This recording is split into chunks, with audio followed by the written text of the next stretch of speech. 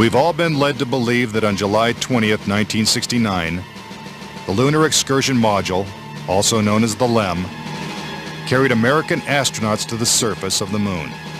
But could it have simply been a prop lowered by wires onto a movie set? Bill Kaysing says that this may explain the absence of engine noise in the official NASA footage.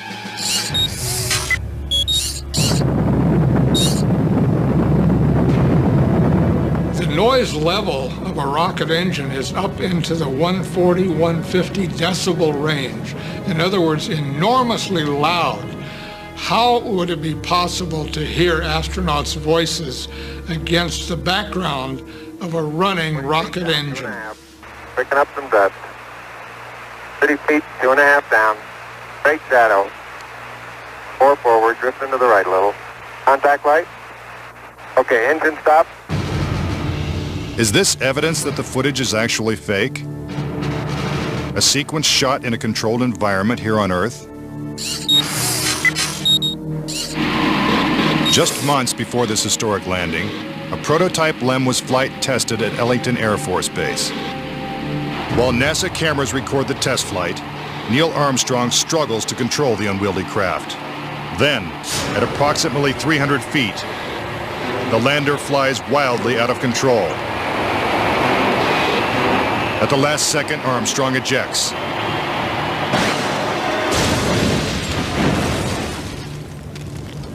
And floats to safety. If the lander was so unstable and difficult to fly in the controlled environment of Earth, then how could the LEM land 6 times flawlessly in the alien environment of the moon? The LEM had a single engine mounted dead center, and then they had little push jets, thruster jets, a couple of them up on top. This was supposed to control their attitude as they came down. Well, I'll tell you a secret. The instant you moved your tail in that cabin an inch, you would change the load pattern, it would begin to tilt, and it would start that thing spinning.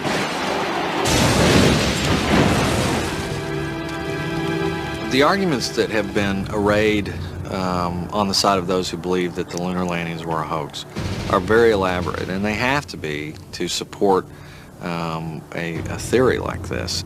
In the end, there's one set of evidence that is irrefutable, and that is that there are footprints, boot prints, still on the lunar surface. But conspiracy theorists say that the footprints themselves are suspicious. The surface appears to be very fine-grained as you get close to it. It's almost like a powder.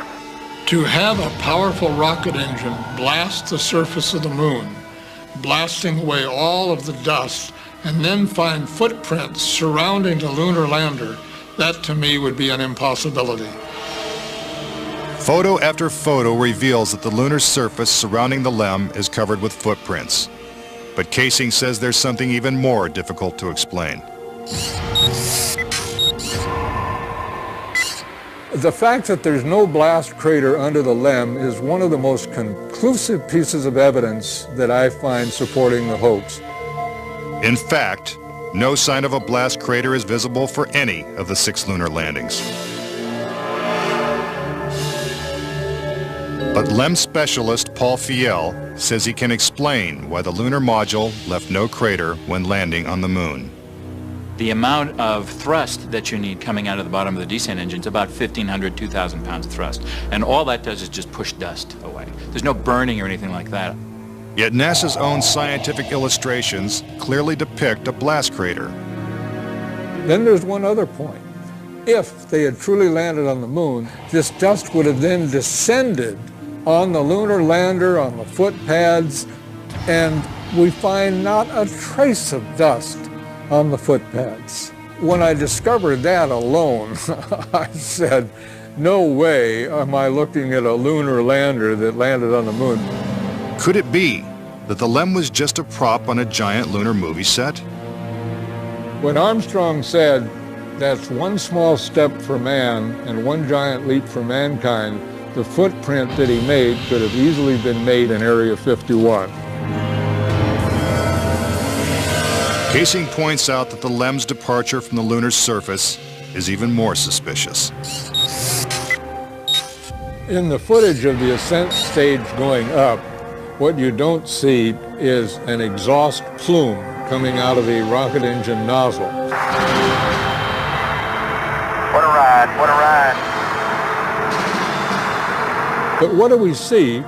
We see the ascent stage suddenly pop up without any exhaust plume whatsoever, as though it were jerked up by a cable.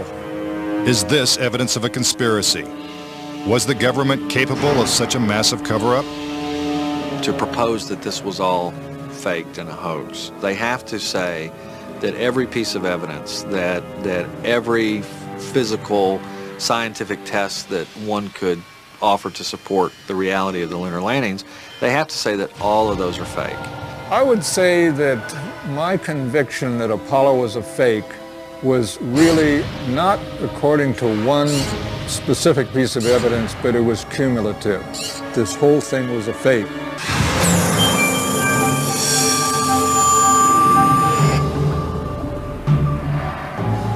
If the moon landings were actually filmed on a movie set, then where's the evidence?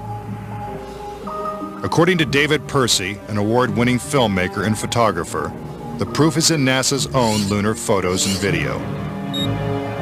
Our research suggests that images of the Apollo landings are not a true and accurate record.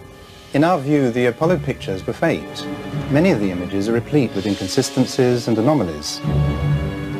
In fact, Percy claims that when examined, these images suggest that man never went to the moon at all. This famous scene of man taking his first steps on the lunar surface is one of the most recognizable in history. But why are such important images so grainy and hard to see? And we're getting a picture on the TV. You got a good picture, huh? NASA claims it's the result of 1960s technology. But if you go back and look at it, the Apollo 11 mission was some pretty awful video by today's standards. These were ghostly images. It just did not look very real at all. And that was a function of the transmitter at the time, the camera at the time that we had available to us to fly on Apollo 11. But investigative journalist Bart Sabrell believes that NASA intentionally made the images hard to see. NASA orchestrated the hoax in a very unique way, through television. They had one picture which they completely controlled, black and white, grainy, that convinced everybody we were on the moon. We had no reason to doubt it. They had complete reins over the pictures, over the sound. I mean, sad to say, it was easier than people believe. But despite the lack of clarity, conspiracy theorists see evidence suggesting that these images were staged. It's absolutely unreal. Although it appears that the astronauts are moving in the moon's gravity, which is 1/6 that of the Earth, Percy notes that when the speed of the film is doubled, the astronauts appear to be running as if in Earth's gravity.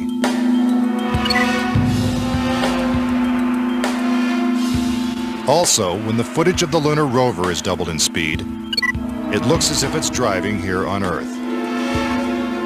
But there's another reason some believe the Apollo missions were shot on Earth.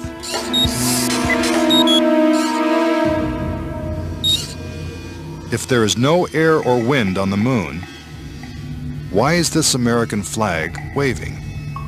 The fact that the flag flaps on the moon where there's no atmosphere means that there must have been a little blast of wind out in Area 51 where they shot this. Could these questionable images simply be the result of astronauts struggling to plant the flag into the lunar surface? Or is there more going on than meets the eye? What about the still photography? Some say the design of the bulky spacesuits would have made it extremely difficult for the astronauts to operate their chest-mounted cameras. The man who designed these cameras is Jan Lundberg. Once on the moon, on the lunar surface, in the dress, in the life support system, you couldn't see the camera. They couldn't bend their head that far down. They had no viewfinder, they had to aim by moving their body. Click. Click. Click. If the cameras were so difficult to manipulate, how were thousands of photos taken with crystal clarity and precise framing? The pictures that we see that allegedly were taken on the moon are absolutely perfect. But with closer examination, Kaysing says flaws begin to emerge. Unfortunately, errors were made which are now being discovered. Conspiracy theorists point out that lighting is a major flaw in the lunar